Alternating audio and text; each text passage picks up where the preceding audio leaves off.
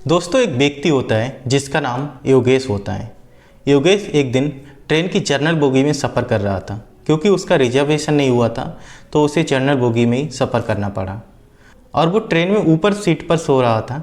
साथ ही वो ट्रेन एक स्टेशन पर पहुंचती है। स्टेशन पर पहुंचने के बाद वो रुकती है, रुकने के बाद फिर चलती है और जैसी ट्रेन चलती है तो उसकी आँख खुल जाती है। जैसी आँख खुलती है तो वो नीचे देखता है तो नीचे सीट पर एक औरत बैठी है। वो औरत कोई और नहीं, उसने जिसे 6 साल पहले तलाक दिया था वो तलाकशुदा पत्नी होती है योगेश की। योगेश उसे देखता है तो देखते ही रह जाता है, क्योंकि जब उसने तलाक दिया था तो वो काफ़ी सुंदर थी, काफ़ी तंदुरुस्त थी, पर आज सूख कर कांटा हो चुकी है और मैली साड़ी पहनी है, पुरानी साड़ी पहनी है और सीट पर बैठी है। साथियों, जैसे ही वो उसे देखता है तो परेशान हो जाता है और कुछ देर खामोश होता है। अब उसकी जो पत्नी है उसका नाम रागनी होता है। रागनी जब योगेश की तरफ देखती है तो वो देखती रह जाती है और कुछ देर देखने के बाद वो अपनी नज़रें खिड़की की तरफ कर लेती है। अब वो खिड़की की तरफ देख रही है, इतने में क्या करता है योगेश ऊपर से उतर के नीचे आ जाता है और उसके पास में एक व्यक्ति बैठा होता है। तो वो उससे रिक्वेस्ट करता है कि भाई आप ऊपर बैठ जाइए, मुझे यहाँ थोड़ा बैठना है, थोड़ी देर बातचीत करनी है। तो वो व्यक्ति मान जाता है और ऊपर बैठ जाता है सीट पर जाके। अब योगेश जो है वो यहाँ बैठा है। अब वो रागनी से कहता है कि रागनी, तुमने अभी तक शादी नहीं की क्या? तो रागनी कहती है नहीं की और रागनी शांत हो जाती है इतना कहकर। फिर रागनी थोड़ी देर में योगेश से पूछती है कि योगेश, क्या तुमने भी शादी नहीं की? दोस्तों, योगेश भी ना में जवाब देता है और दोनों फिर शांत हो जाते हैं। पर योगेश से रहा नहीं जाता है।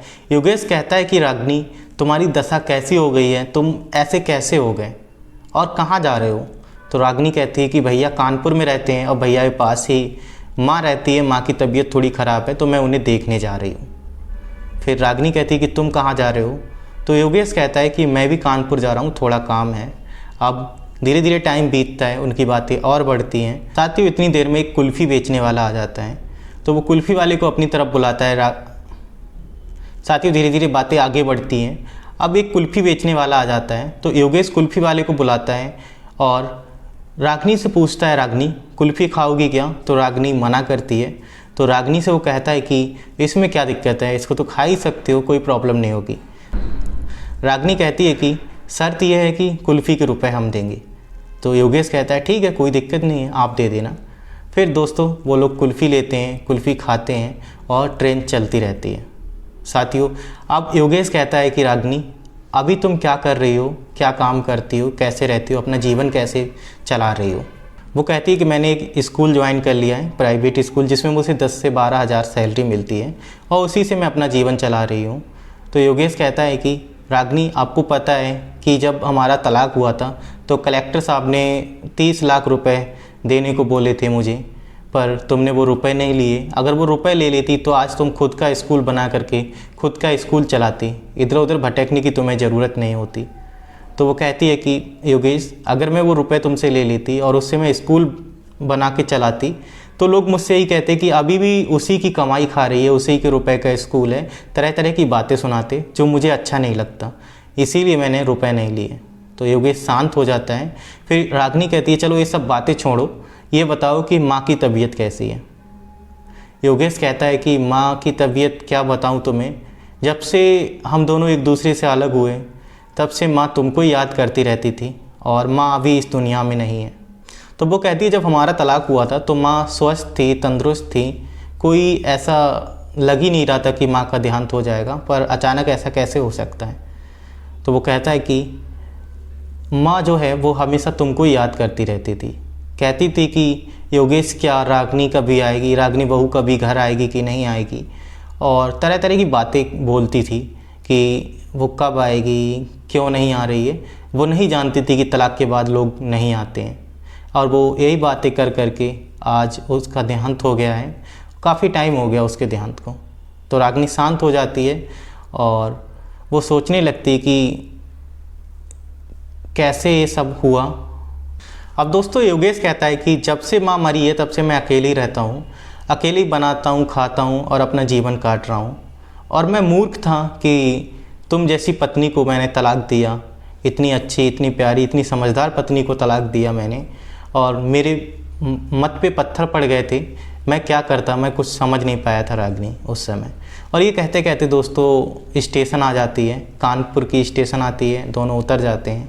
अब योगेश जो है वो रागिनी से कहता है कि तुम कितने टाइम वापस आओगी, क्या आज ही तुम्हें वापस जाना है या कल जाओगी या कुछ दिन रुकोगी। तो वो कहती है कि कल मुझे 8 बजे एक ट्रेन है, उसे पकड़ना है और फिर जाना है। अब साथियों योगेश के पास जो काम होता है वो जल्दी जल्दी निपटाता है और दूसरे दिन 8 बजे ही वो स्टेशन पर पहुंच जाता है। अब वो 2 टिकट लेता है। अब रागिनी का इंतज़ार करता है कि रागिनी आए तो वो जाएं, रागिनी आए तो जाएं। अब दोस्तों 8 बजे की ट्रेन निकल जाती है पर रागिनी वहाँ नहीं आती है। रागिनी लगभग 10 बजे वहाँ पहुँचती है। तो वो देखता है रागिनी को तो खुश हो जाता है और रागिनी से कहता है कि रागिनी टिकट ना लेना, मैंने तुम्हारा टिकट ले लिया है। तो रागिनी कहती है कि तुमने क्यों ले लिया टिकट। तो वो कहता है बस ऐसे ही ले लिया। दोस्तों ट्रेन आती है, दोनों ट्रेन में बैठते हैं। बैठने के बाद ट्रेन चलती है और दोनों की बातचीत शुरू हो जाती है। योगेश कहता है कि रागिनी अब मैं बहुत बदल गया हूँ, मैंने पीना छोड़ दिया है, मैंने लोगों से झगड़ा करना छोड़ दिया है, मैंने बहुत सारे काम छोड़ दिए हैं जिससे तुम्हें समस्या होती थी, लोगों को समस्या होती थी। पर रागिनी कहती है कि योगेश तुम्हारी उस समस्या के कारण तुम नहीं जानते हो कि मुझे कितनी बड़ी पीड़ा हुई थी, क्या क्या यातनाएं मैंने झेली थी। क्या तुम्हें पता है कि जब हमारा 6 साल का बच्चा था, उसका गर्भपात हुआ था, तब तुम्हें नहीं पता है कि मुझे क्या पीड़ा हुई थी। आज अगर वो बच्चा होता तो हमारा 6 साल का एक बच्चा होता। दूसरा जो गर्भपात हुआ था वो 4 साल में हुआ था, वो भी सब तुम्हारे कारण हुआ था।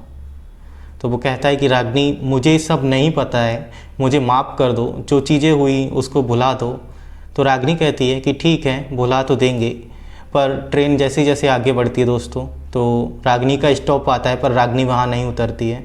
तो योगेश कहता है कि रागिनी तुम्हारा स्टॉप आ गया है और तुम नहीं उतरी हो यहाँ। तो कहती है कि अब हमें नहीं उतरना है, हमें अपने स्टॉप पर ही उतरना है। तो वो कहता है कि तुम्हारा स्टॉप कहाँ है। तो वो बताती है जहाँ योगेश को उतरना होता है उसी स्टॉप को बताती है और दोनों वहीं उतरते हैं। तो योगेश कहता है अब तुम्हें कहाँ जाना है। तो रागिनी कहते हैं कि अब मुझे तुम्हारे साथ जाना है योगेश, क्या हम दोनों एक नहीं हो सकते हैं। तो योगेश तो पहले से ही चाह रहा था कि रागिनी कुछ ऐसा बोले। अब साथियों वहाँ स्टेशन से दोनों अपने घर जाते हैं। अब योगेश के भाई भाभी सभी लोग खुश होते हैं क्योंकि योगेश का घर जो है वो दोबारा बस जाता है। गाँव के सभी लोग बहुत खुश होते हैं कि योगेश जो है अपनी बीवी को फिर से लेकर के आया है। गांव में खुशियां होती हैं, घर में खुशियां होती हैं और वो दोनों इतने खुश होते हैं कि वो बयां नहीं कर पाते हैं। तो साथियों इस तरह से 2 पति पत्नी एक होते हैं और एक होने के बाद वो अपना जीवन अब अच्छे से जी रहे हैं। साथियों मेरा ये कहानी सुनाने का उद्देश्य किसी को परेशान करना नहीं है, किसी की भावनाओं को आहत पहुँचाना नहीं है।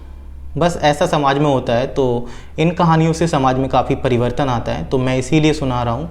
और आप चैनल पर पहली बार हैं तो चैनल को सब्सक्राइब करें, वीडियो को लाइक करें और दोस्तों के साथ शेयर करें। Thanks for watching. जय हिंद, जय भारत।